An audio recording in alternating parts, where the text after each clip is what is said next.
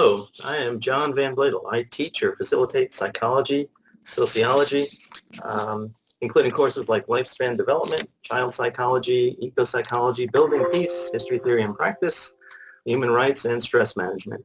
Now, I'm fortunate.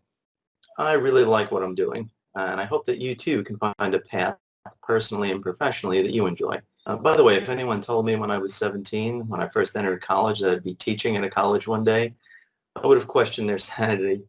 The point being, you never know what you're capable of doing unless you give yourself the chance to find out.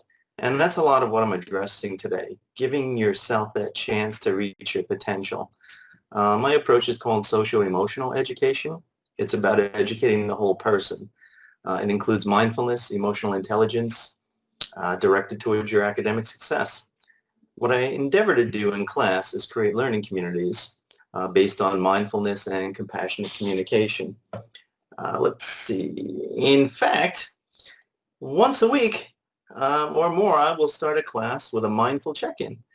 We're not going to do one today as it would add 5 minutes to this brief introduction.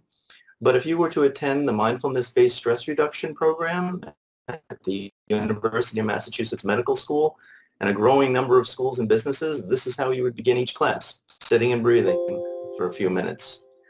Just Google Mindful Check-In and try out one with Alicia Goldstein, and there's a bunch of other ones that you can try to see if you like any of them. Now, by mindfulness, what I mean is being aware and awake to the present moment with yourself, those around you, and with what exactly you are doing presently. It's directing your attention to whatever activity you are participating in, such as class. So what we're actually doing is training ourselves to be fully present, which is a good foundation for developing critical thinking skills and insight. And this can take some practice as we have a whole lot of distractions to contend with, and our minds tend to wander. They're made to think, and that's exactly what they do. Many of you have probably experienced escape fantasies while sitting in a class. My favorite one is laying in a hammock under a shady tree, overlooking the ocean, watching the sailboats, smelling the salt air, hearing the seagulls, and now it's time to return to my breathing and come back to the present. Now, by doing this, you're actually rewiring your brain. Physical changes are occurring not just by changing your thoughts, and that's pretty cool. By the way, this is evidence-based practice. It's not from a Ouija board. So from my perspective, education is an interactive and fluid process between us, one where we learn from each other. And yes, I do learn from you because I try to listen with an open mind and an open heart. Now, as you can see by this video, I'm considered older by many, but the age difference does not mean we cannot communicate in a meaningful way any more than race, ethnicity, gender, or social class do. We just have to be available to listen with the express intent of understanding each other. I call this compassionate communication. It's part of developing emotional intelligence or learning to get along with each other, and that is a crucial skill in the workplace and in life. Education is not just about math, biology, psychology, technology, and English. It's about you as a person and us collectively. It's about educating the heart as well as the mind. That's from Aristotle. It's about educating the whole person and assisting you in reaching your full potential. And to do so, sometimes we have to remove some roadblocks. And some of us just have a lot of stress to deal with. There's overall stress, job issues, odd shifts that are unpredictable. Maybe you're a parent.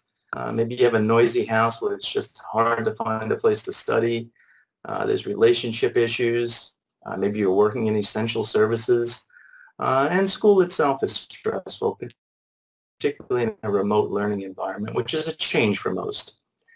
Given that, about 20 to 40% of students suffer from anxiety serious enough to impair their academic performance. Depression is up there too.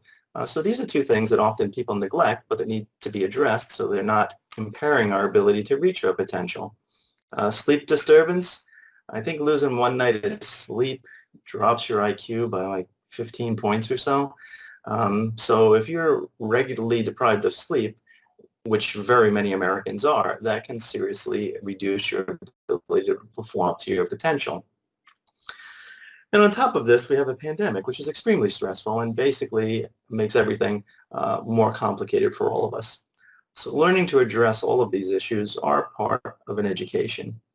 The good news is you can develop the skills to be a successful student.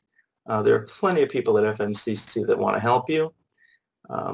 Understand that you can do this. You just have to figure out a system that works for you. I mean, I had to. I wasn't a particularly good student initially. Another component is to develop the emotional intelligence skill called assertion. Uh, Learn to identify what you need and ask for your needs to be met. Um, by the way, you should know I am your employee, so you should ask me. Uh, one of my classes if you have any questions. It's amazing how many people hesitate to, but we're all working in the same direction here.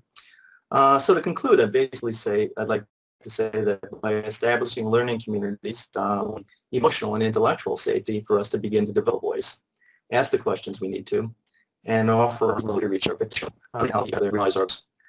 I hope to see some of you in the. So I will end here.